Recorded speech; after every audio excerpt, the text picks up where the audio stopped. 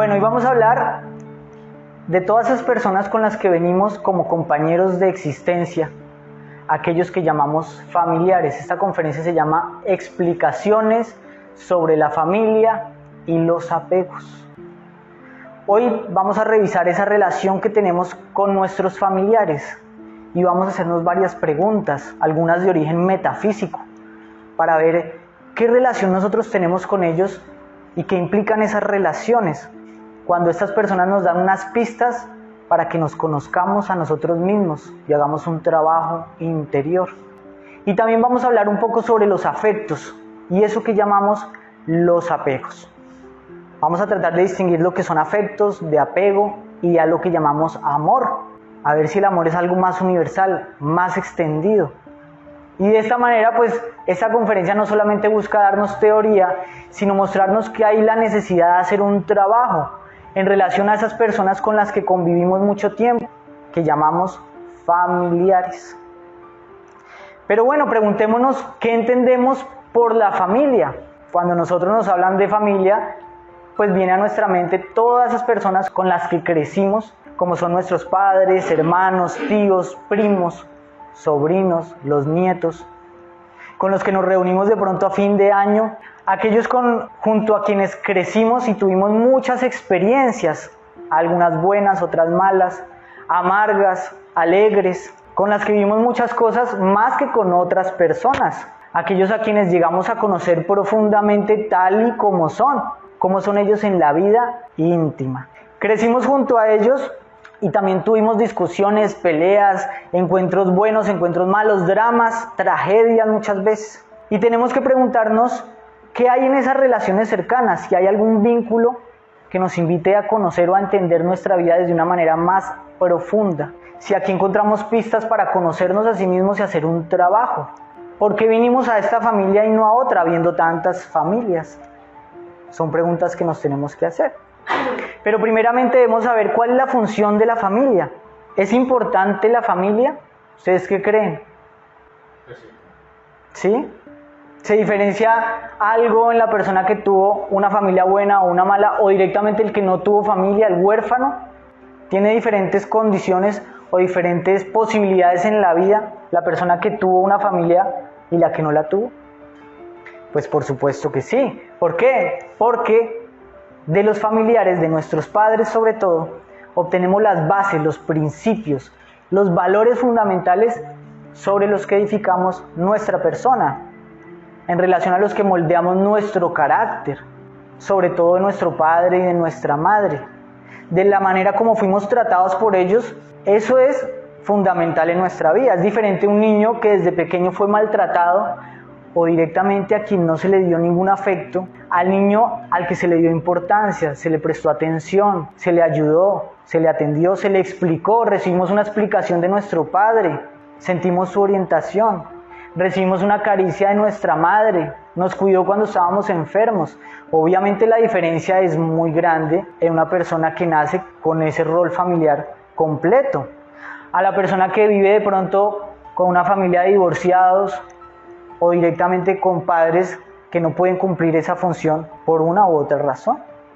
De nuestros padres vemos cómo ellos resuelven los problemas de la vida, cómo ellos afrontan un problema económico, cómo ellos afrontan su propia relación, y de ahí aprendemos valores sin que nos los digan verbalmente, porque vemos cómo ellos viven, y de ahí aprendemos nosotros a hacer lo mismo, por el ejemplo más que por el precepto. Así que la familia es fundamental porque ella es la que nos impulsa a empezar nuestra existencia. Cuando una persona va al psicólogo, muchas veces termina en sus primeros días de infancia recordando los conflictos y traumas que comenzaron en una relación familiar, porque ahí se edifica el carácter de nuestra persona. Y si ustedes empiezan a meditar, van a darse cuenta que terminan allí, descubriendo en muchos traumas y complejos problemas que tuvimos con nuestra familia. ¿Cierto? Entonces, sabiendo que este es el cañón que nos impulsa hacia la vida, el impulsor, el resorte que nos hace saltar hacia la existencia, que nos da unos valores buenos o malos, tenemos que preguntarnos por qué existen tantas familias diferentes. Porque obviamente es muy diferente si yo nací en una familia que que tiene muchos problemas económicos, donde esos problemas me van a afectar a mí de muchas maneras. La carencia, el no tener lo básico, lo esencial, en sentirme desprotegido, el ver cómo mi madre o mi padre no tienen la capacidad de cumplir un buen rol familiar. O es muy diferente si yo nací en una familia que sí tiene muchos recursos, pero no hay afecto, mi padre está ausente, mi madre también, ellos están ocupados de sus negocios o pelean todo el tiempo. O es muy diferente si yo nací en la familia de padres violentos, donde todo el tiempo hay gritos, peleas, violencia física, alcohol, droga. Es también muy diferente si yo nací, por el contrario, en una familia con altos rituales, donde recibí atención, principios, consejos, apoyo. La diferencia es increíble. Y entonces, a partir de todas estas diferencias, tenemos que preguntarnos, bueno, si existen muchas clases de familia, ¿por qué me tocó esta familia y no otra? ¿Cierto? Porque si mi formación no dependió de mí, si muchos de mis traumas no dependieron de lo que yo elegí, ¿por qué me tocó nacer aquí, en este país, en esta condición económica, en medio de esta violencia o en medio de este orden, de estos valores? ¿Será que esa pregunta no se puede resolver? ¿O será que simplemente Dios juega los dados y dijeron, uy, te salió el 6, te tocó esta familia en Sudáfrica? Ay, bueno, y naciste en Sudáfrica. Suerte. Yo tuve suerte de nacer en una buena familia o tuve la mala suerte de nacer en una mala familia. ¿Qué será? Pues bueno, afortunadamente la enseñanza del conocimiento interior, los conocimientos ocultos o esotéricos, que no solamente abarcan la realidad física, visual, tangible, sensual, sino la metafísica, nos brinda respuestas, no para que tengamos una teoría, sino para que tengamos una base para empezar a buscar por nosotros mismos esas respuestas. El conocimiento interior nos dice que venimos al mundo en una familia por la influencia de leyes que rigen la naturaleza, no por azar ni casualidad, sino que así como existe la gravedad que hace que un objeto caiga y se vea atraído hacia el piso, asimismo existen otras leyes que producen el retorno de los seres en determinados medios y circunstancias.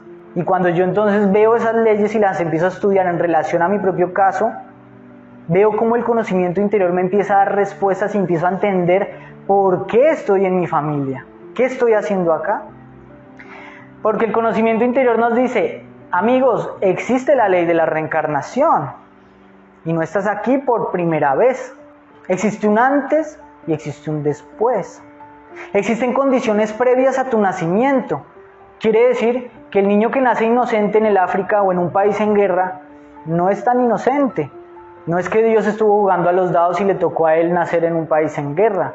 Es que también existe otra ley que se llama la ley del karma, que dice que todas nuestras acciones generan un efecto y que eso es como un movimiento en cadena, como un juego de dominó que pone la manifestación de sucesos y eventos que se gestan en un pasado y se manifiestan en un futuro, que se gestan en una existencia anterior para presentarse en una futura existencia.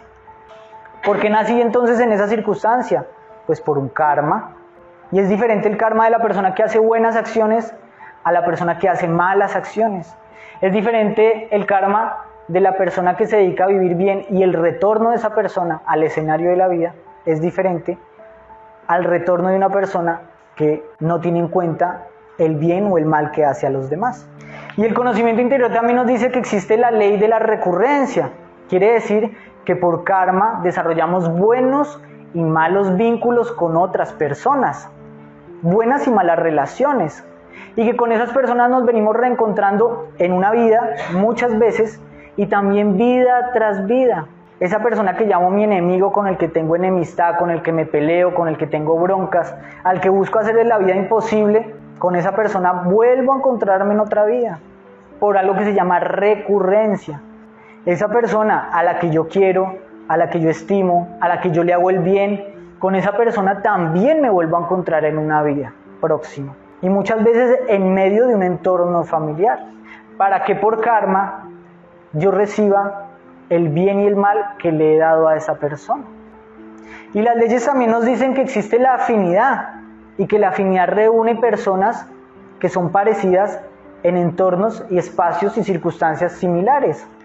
Porque miremos que por afinidad en una discoteca se reúne gente que tiene valores, deseos, apetitos afines, ¿no? No va una persona a rezar a la discoteca, ¿cierto? Sino que van personas con intenciones y deseos afines. Y nosotros venimos a nacer en una familia que tiene valores de ser, niveles de ser próximos a los nuestros. Entonces, todas estas leyes sumadas a muchas otras nos dicen que en la vida nosotros estamos todo el tiempo haciendo acciones, que la vida es un viaje, la vida no es algo estático. Y con esas acciones, con esos hábitos, con esas costumbres que frecuentamos, nos degeneramos o nos regeneramos, nunca somos iguales.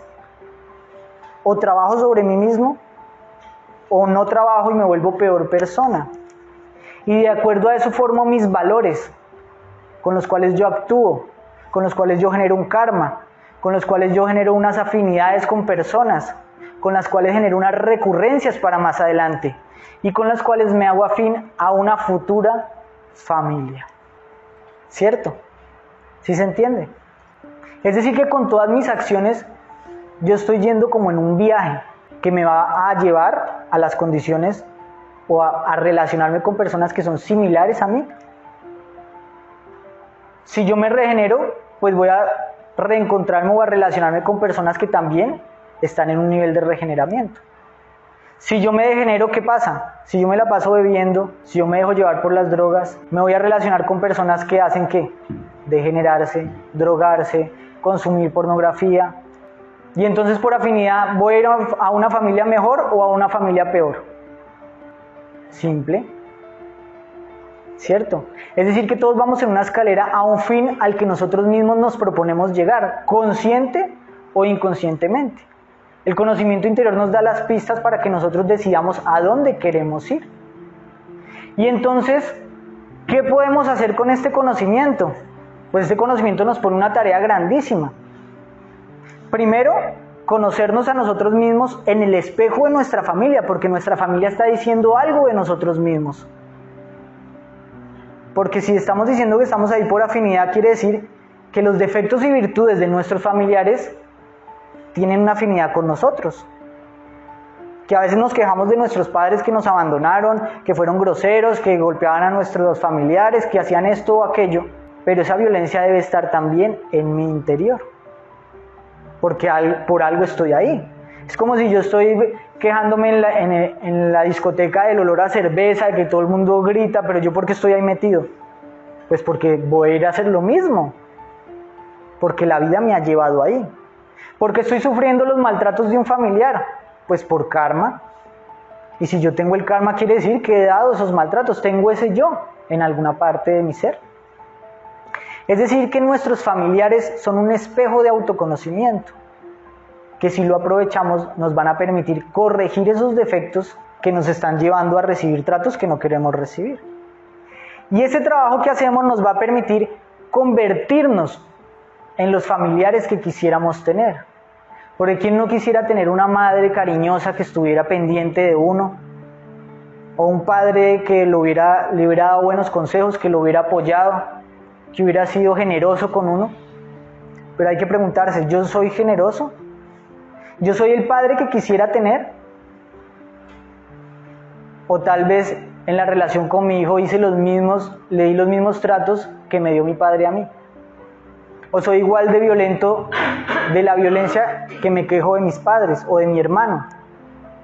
Así que con el trabajo sobre sí mismos, tengo que trabajar sobre mí mismo para limpiar todos mis valores. Y por afinidad me voy a relacionar con personas que están en un nivel de ser superior y que nos va a permitir existencia tras existencia acercarnos a la liberación.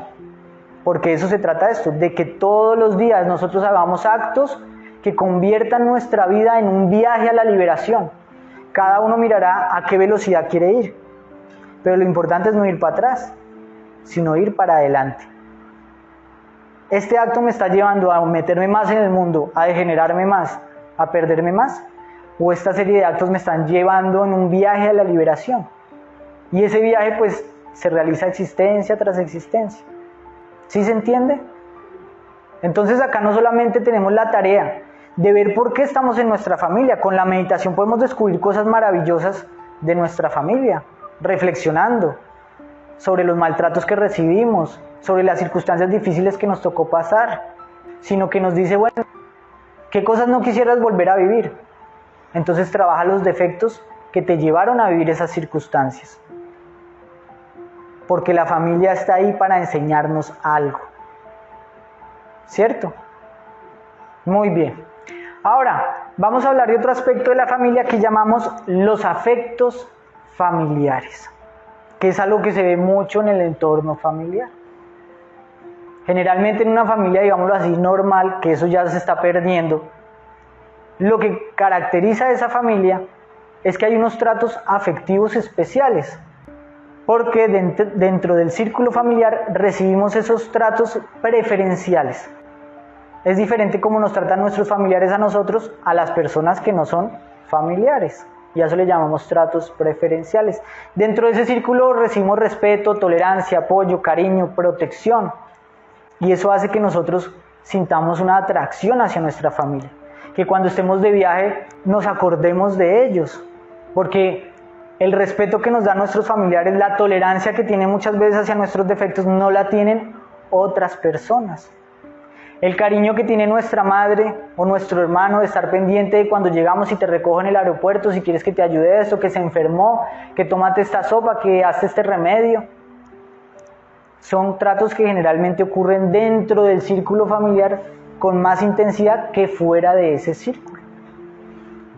Y nosotros a estos tratos le llamamos amor. Y eso es algo que tenemos que cuestionar y observar.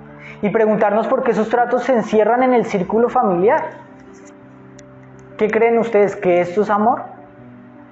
Esos tratos selectivos que se desarrollan dentro del círculo familiar, esas preferencias, ¿qué creerían ustedes? ¿No es amor? ¿No es amor que el padre se sacrifique por su hijo para darle de comer?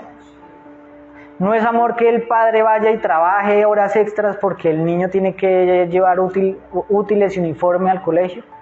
¿Que la madre cuide a su hijo y no quiera que se enferme y lo proteja y que vayamos a la casa y nos tenga la camita tendida? Eso es una clase de amor, podríamos decirlo. Pero más bien vamos a llamarlos afectos terrenales, porque tenemos que distinguirlos de una clase superior de amor. Estos afectos terrenales están condicionados a las necesidades físicas, porque todos necesitamos cosas en la vida: comida, abrigo, refugio, atención. Somos mamíferos de relación. Es increíble que uno necesita hablar con alguien durante el día, porque podría enloquecerse. ¿Sí? Son necesidades físicas. Y hay alguien que nos suple esas necesidades, que podemos llamar esposa, padre, hermano, hijo. Y ahí se desarrollan unos afectos terrenales, pero están condicionados a esas necesidades, a que esa persona me supla esas necesidades y por lo tanto al intercambio. Es decir, que yo doy esos tratos exclusivamente a personas que también me los dan a mí en una proporción equitativa. Y por eso decimos que más queremos a aquellos que más nos dan. Cuando tenemos una necesidad sentimos que más queremos a nuestros familiares. Cuando uno está enfermo más quiere a su pareja o a su madre, porque más la necesita. Cuando uno más dinero le hace falta, cree que quiere más al padre. Y ustedes lo verán, porque a veces cuando uno está más en problemas, se vuelve más cariñoso y habla con más cariño hacia estas personas. Y ellas nos ayudan y nos tratan bien. Pero ¿qué pasa con la tía abuela que está por allá en el ancianato? Que de pronto está en otra ciudad, que nunca nos dio nada, que ni siquiera la conocimos. Y nos dicen, ay, su tía abuela está enferma. Ay, sí, bueno, me tengo que ir. ¿Qué pasó con ella? ¿Por qué ese afecto no llegó hasta allá, hasta el ancianato? Entonces vemos que ese amor está muy limitado. A veces le damos más amor a la mascota que a la tía abuela. ¿Por qué? Pues porque la mascota nos da más que la tía abuela. La mascota viene, nos chupa la mano, nos acompaña, se alegra cuando nosotros llegamos. La tía abuela no nos da sino molestia porque hay que ir a ayudarle a caminar por allá y es gruñona y nos está diciendo que porque no estudiamos, que no sé qué, que sí sé más. Hay que soportarla, hay que escucharla.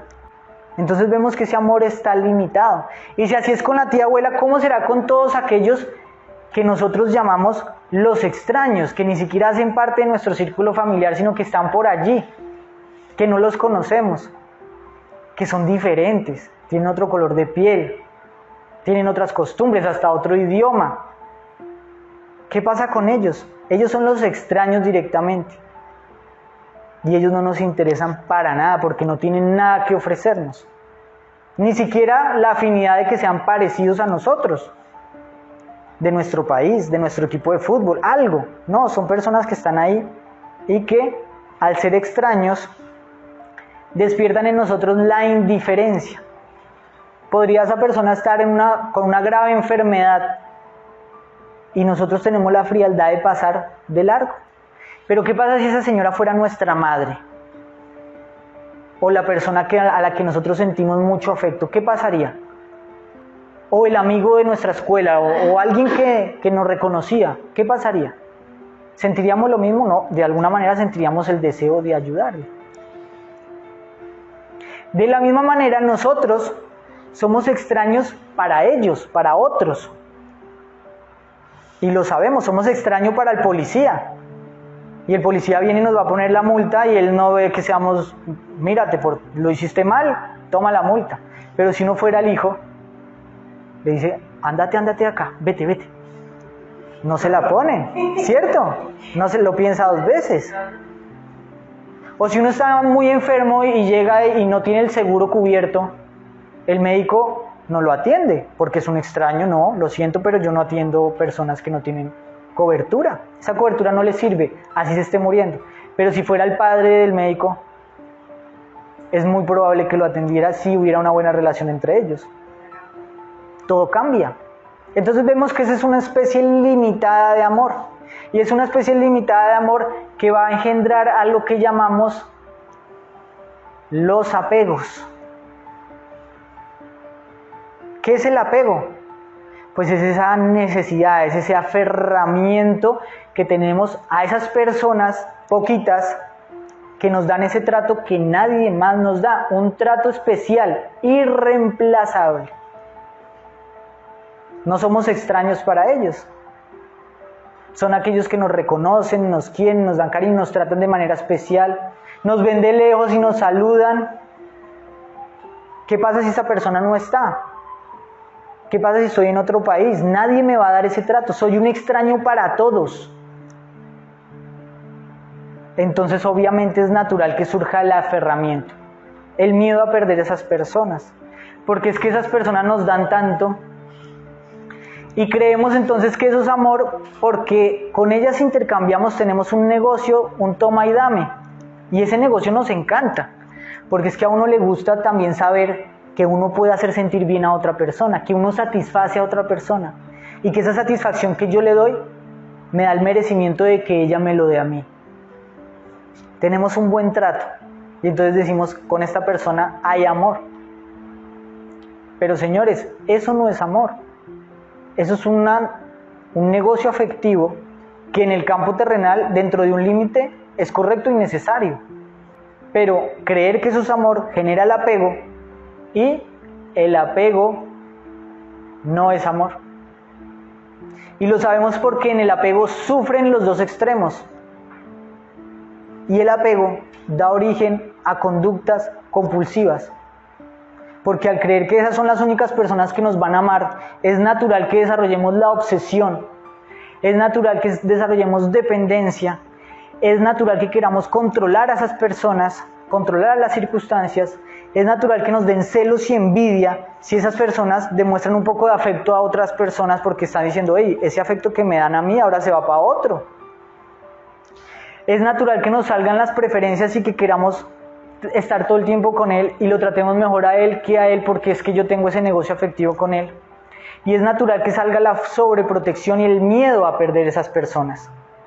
Que tengamos pavor de que esas personas se mueran, se enfermen, dejen de existir. Y eso no es amor. El amor está mucho más allá. El amor tiene que partir de la incondicionalidad. Es un valor espiritual supraterrenal, superior. Y que solo se desarrolla tras haber hecho un trabajo sobre uno mismo. Es decir, el amor no viene incluido con el paquete de ser un ser humano. Hay que hacer un trabajo para que surja ese amor en la relación que tengo con mi pareja, con mis hijos y también con las demás personas, para que se expanda ese amor y no esté relegado a un negocio afectivo con ciertas personas. Pero eso es muy difícil, sobre todo hacerlo en este mundo donde uno por todos va a ser tratado como extraños. Porque ese apego entonces también lo que va a hacer es que se nos corten las alas para seguir adelante, y eso representa un obstáculo en el camino de la sabiduría. Porque la realidad es que la vida es un camino, es un viaje. La vida no es algo estático y no todo el tiempo nos vamos a relacionar con las mismas personas. Pero la mente apegada a esas personas quisiera mantenerlas con la misma edad, en las mismas circunstancias, infinitamente. Quisiéramos que nuestra madre de cuando yo tenía 10 años lo fuera infinitamente. Y esas circunstancias cambian. Y la vida nos está mandando hacia adelante, y tal vez con esas personas ya no nos volvemos a ver, o con amigos de la infancia. Porque la vida de relación es una cuestión de etapas que se cortan y que luego volvemos a encontrarnos con otras personas y nos estamos relacionando con muchas personas durante toda una vida. Ahora, si hay verdadero amor, ese amor nunca termina y seguimos amando a nuestros amigos, familiares toda la vida, aunque tengamos que separarnos de ellos. Pero tenemos que aprender a trabajar sobre los apegos para que ese amor no se convierta en una cadena. Porque ¿qué pasa si el día de mañana la vida nos invita a cumplir una labor para ellos que llamamos los extraños, a irnos al extranjero, a otro país, a abrir nuestro corazón para cumplir una función hacia esas personas que no hacen parte de nuestro círculo familiar? Pues no lo vamos a poder hacer. Nos vamos a quedar en nuestro nicho, con miedo a que se mueran nuestros familiares, tratando de tapar el sol con un dedo, porque la realidad es que la vida nos va a separar de todo el mundo. Y tenemos entonces, si queremos, que trabajar para despertar una perspectiva más elevada del amor, que está más allá de todos esos límites, y darnos cuenta que ese amor puede extenderse hacia ellos que llamamos extraños, aunque ellos que llamamos extraños no nos amen a nosotros como nosotros pretendemos amarlos, que no es el amor del familiar, hola, ¿cómo estás? Te quiero, ¿no? El amor muchas veces es un simple respeto, es un simple ponerme en el lugar de los demás, es un simple reconocer que existe una familia mucho más grande que llamamos la familia humana, conformada por millones de personas que no tienen un vínculo genealógico conmigo, ni el mismo apellido, pero son mis hermanos, que ese es el dogma que trata de solucionar todas las religiones con el concepto de la fraternidad, y que nunca se ha podido resolver, porque para lograr la experiencia de ese concepto hay que hacer un trabajo sobre uno mismo y poder reconocer que lo que nos hace hermanos es que compartimos la misma naturaleza, no que nacimos de una misma madre, no que crecimos dentro de un mismo techo, no que tenemos el mismo apellido ni el mismo tipo de sangre, sino que todos estamos en una condición humana similar. Todos queremos ser felices, todos tenemos la tendencia a sufrir, todos necesitamos abastecimiento, un lugar donde descansar, alimento, agua. Todos somos sensibles al afecto, a que alguien se preocupe por nosotros, ¿no? Independientemente si somos africanos, brasileros, argentinos, colombianos, de cualquier país, todos, ninguno se escapa de eso. Pero cuando estamos embotellados en el ego, solamente vemos las diferencias superficiales de los conceptos que tenemos en nuestra cabeza, del equipo de fútbol, del partido político y de la familia a la que pertenecemos. Entonces, nuestra capacidad de amar es demasiado limitada. Y eso pasa en el mundo. Y por eso es que existen guerras, existe indiferencia. Por eso es que con toda la tecnología que hoy podemos ver en nuestra sociedad, aún siguen muriéndose personas de hambre en otros países, de hambre. O sea, se están muriendo niños que podrían no morirse por ponerles un plato de arroz al frente. Pero eso a los gobiernos no es productivo, eso no es rentable, es más rentable la guerra. las armas. Y por eso vemos que el mundo es como es. No importa que se maten los soldados, porque ellos en última son extraños, son cifras para el político que los envía a matar, porque el político manda a sus tropas, pero no se da cuenta que esas tropas tienen madre, hijo, hermanos, y que son seres humanos como él, independientemente del país que sean. Claro, él no manda a su hijo, no manda a su hijo ni a su hermano, manda a la tropa, que es como carne de cañón, una cifra, porque no puede ver algo más allá. Y por eso nos explotamos unos a otros, sin darnos cuenta que somos células de un mismo planeta, que el mal que estamos haciendo a otros nos lo estamos haciendo a nosotros mismos. Ahora, no podemos esperar que esto cambie cuando cambie la mentalidad del político ni del partido político, sino tenemos que empezar a cambiarlo desde ya en nosotros. Así parezca absurdo. Empezar a tratar a otros como queremos ser tratados, empezar a ver esos familiares, esos hermanos en las personas que nos rodean, con sabiduría, obviamente, porque ayudar tampoco es fácil. No se trata de llevar al mendigo a que viva en nuestra casa, porque esa no es la solución. ¿Cuál es la solución? Empezar a trabajar sobre nosotros mismos, y a medida que despertamos sabiduría, pues esa sabiduría nos va a decir cómo actuar en relación a los demás. Y más allá de esto, de ver que todos los seres humanos son parte de esa familia humana gigante, pues tenemos que ampliar nuestra visión, porque este mundo no solo está conformado por humanos, y existe una familia aún mayor, la gran familia, conformada por infinidad de seres vivos, de los cuales nosotros somos los hermanos mayores, porque tenemos la inteligencia y la responsabilidad de respetarlos, de protegerlos, de darles un entorno en el cual vivir, porque la tierra es de todos. Y para nosotros ellos son también simples objetos a los que podemos destruirles su hábitat, como lo estamos haciendo, extinguirlos, utilizarlos para el comercio, y entonces no nos damos cuenta de que son seres que también tienen algo en común con nosotros, porque también nacen, están sujetos a la enfermedad, están sujetos al sufrimiento, a la muerte, tienen el deseo de ser felices, de estar bien, de comer. Es exactamente lo mismo que nosotros, solo que en una dimensión diferente de desarrollo de inteligencia. Lo que nos separa de esto pues siempre es lo mismo de todas las conferencias, el sueño de la conciencia en el ego, porque es cuando nos dormimos en el ego que nos olvidamos de todo lo demás, de que estamos compartiendo un planeta con otros seres vivos de mi misma raza y de otras razas, y que mi acción vale mucho, aunque sea pequeña, porque es el principio de un cambio social, porque cuando cambia una célula empieza a cambiar algo en el organismo, pero si no cambia la célula, o si la célula está esperando que cambie otras, pues eso van a esperar todas. Yo no puedo hacer que cambie el mundo, pero sí puedo cambiar mi reacción ante el mundo. Es lo único que puedo cambiar, y por donde debo empezar, por trabajar sobre mí mismo. Así que esta conferencia nos deja grandes tareas, porque nos invita a descubrir nuestra trayectoria en esto que llamamos la existencia. Y esa trayectoria está en el espejo de la familia, porque nuestra familia habla de nosotros.